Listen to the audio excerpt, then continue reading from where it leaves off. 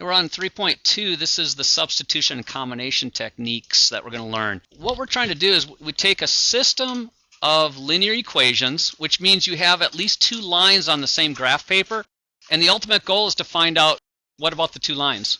Where they intersect, yes. And usually it's a point, but it could be a single point, so there's one solution, or there might be what? No solution, meaning that they're what kind of lines? Parallel, good. And what's the third possibility? Two lines.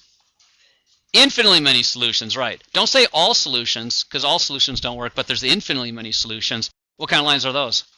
They're the same line. What do we call those? Coincidental, you got it.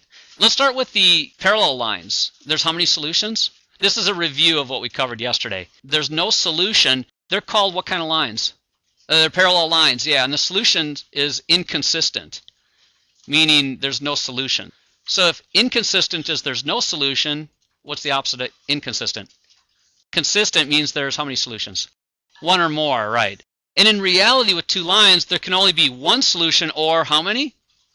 Infinitely many. That would be a consistent solution.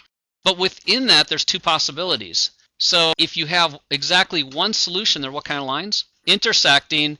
And what kind of lines are they? It either starts with a D or an I. What kind of lines are they? Independent, right. Because if you move one, the other one doesn't have to move. They're still just intersecting with one solution. However, if you have infinitely many solutions, you have two lines on top of each other. They're coincidental lines, and those are what kind of lines? Dependent. So it's consistent, dependent.